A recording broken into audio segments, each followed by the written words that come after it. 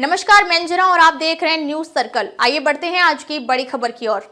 प्रदेश में पंचायत चुनाव टलना तय। अब विधानसभा चुनाव के बाद ही शुरू होगी प्रक्रिया। 26 मई तक है कार्यकाल। उत्तर प्रदेश में अब निर्धारित समय पर नई पंचायतों का गठन संभव नहीं रह गया है। त्रिस्तरीय पंचायत चुनाव अगले साल होने वाले विधानसभा चुनाव के बाद होंगे। इसकी पुष्टि दबी जुबान से उच्च पदस्थ सूत्र भी कर रहे हैं। पक्ष और विपक्ष दोनों का फोकस वर्ष 2027 में होने वाले राज्य विधानसभा के आम चुनाव पर है। कोई भी पार्टी स्थानीय चुनावों में नहीं उलझना चाह रही है।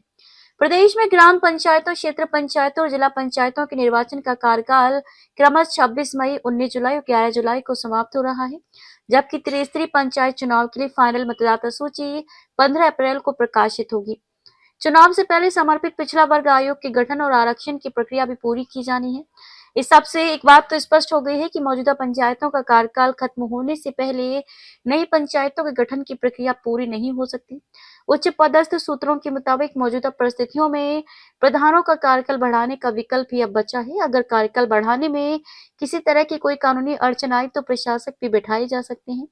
अगले साल विधानसभा चुनाव होने हैं, इसलिए भाजपा, सपा, कांग्रेस और बसपा की ओर से भी पंचायत चुनाव कराने की कोई मांग नहीं उठ रही है।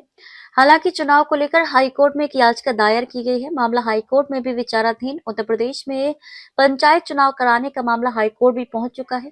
इस संबंध में याचिका दायर की गई है। याचिका का कहना है कि अगर मतदाता सूची ही अप्रैल के मध्य तक फाइनल होगी तो आरक्षण की जटिल प्रक्रिया और चुनाव संपन्न कराने के लिए बहुत कम समय बचेगा।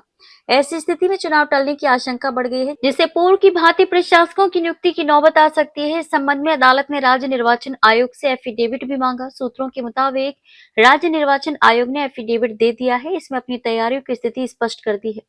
आरक्षण प्रक्रिया में भी लगता है समय। त्रिस्तरीय पंचायत चुनाव में आरक्षण की प्रक्रिया राज्य स्थानीय ग्रामीण निकाय समर्पित पिछड़ा वर्ग आयोग की जनसंख्या संबंधी रिपोर्ट के बाद ही आगे बढ़ेगी।